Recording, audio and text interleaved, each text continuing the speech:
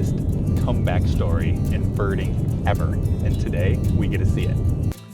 I've chased birds my entire life, but nothing prepared me for this. What kind of bird makes a grown man fly halfway across North America and cry in the middle of a field?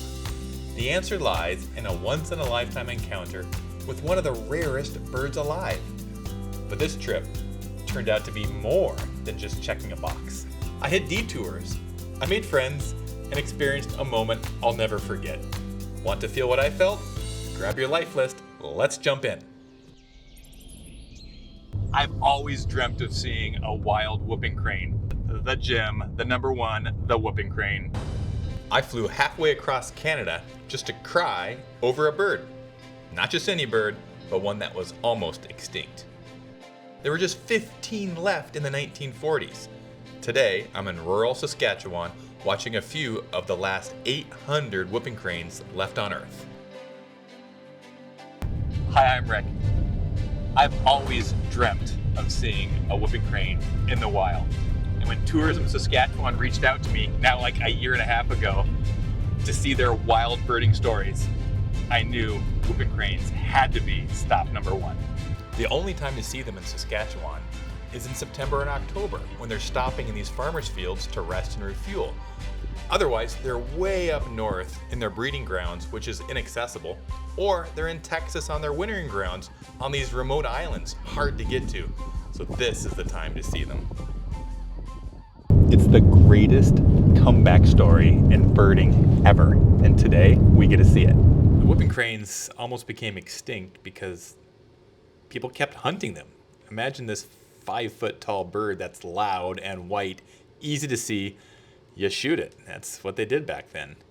And also, farmers kept turning their habitats into farmland because they breed and live in these boggy marshes, fertile land, but if you plow it over and plant a farm field there, that's now money, but nowhere for the whooping cranes to live.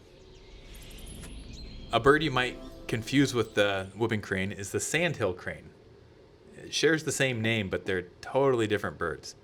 The sandhill crane is very common. Lots have seen it, but it's smaller and it's gray. The whooping crane's huge, and when you see them side by side, there's no mistaking them. All white with those black wingtips. After landing in Saskatoon, I rented a car and drove 2 hours north. This journey through the heart of Canadian prairies is beautiful. We drove through a few farming towns where it seemed like the only traffic was freight trains and bison.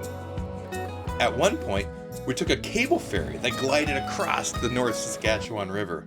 I took the opportunity to take in all the sights. People fishing over here, and they just caught a 10-pound walleye. Oh, wow. Right here. Whoa. From there, we headed up to the Redberry Lake Biosphere region, where I didn't know it yet, but it would be home to one of the most hopeful stories in birding conservation history.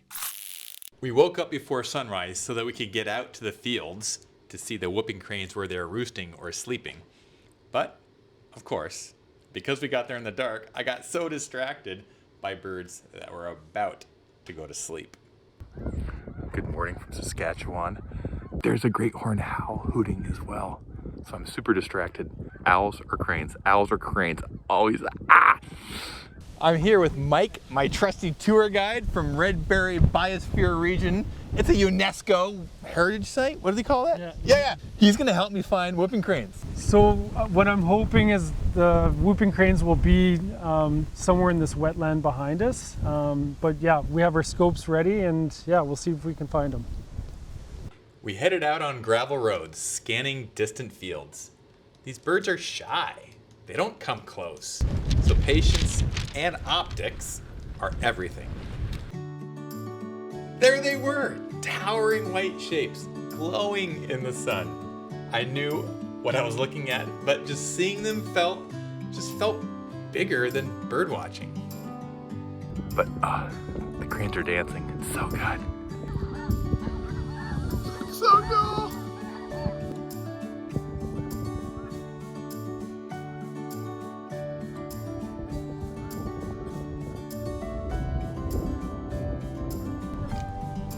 I didn't think I'd cry, but of course I did. These birds are such a miracle. They shouldn't even be here. They should be extinct, but here they are. The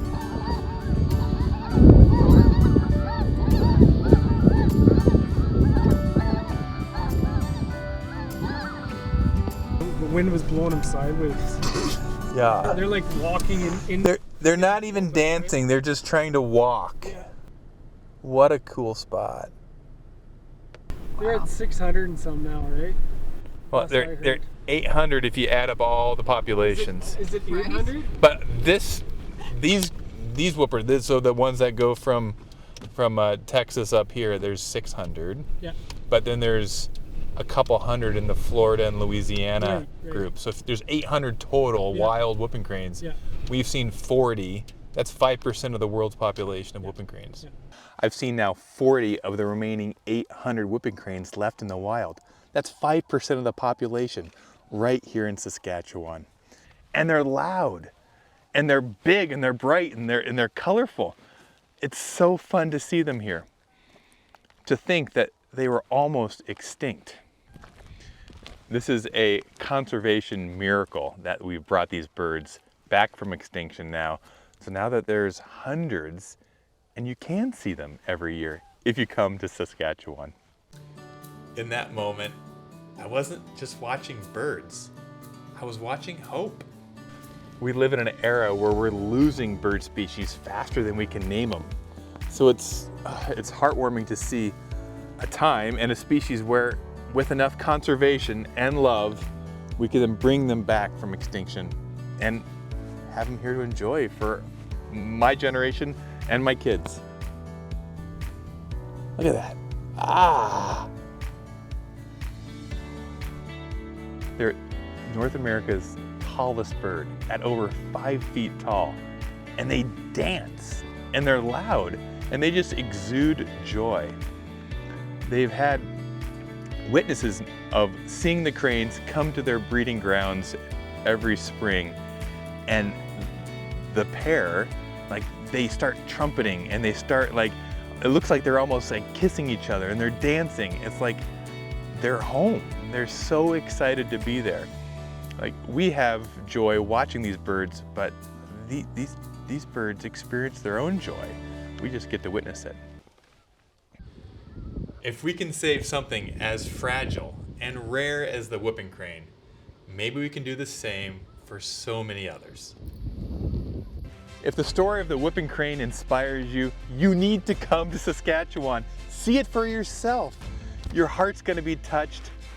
Please like, subscribe, comment with whether you've seen the whooping cranes, and of course, subscribe to my newsletter. You're gonna get stories like this, inspirational stories, birding tips every week in your inbox.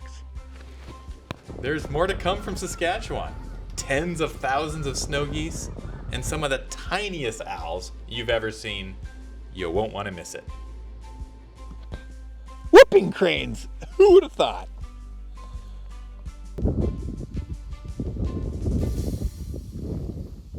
I love Saskatchewan.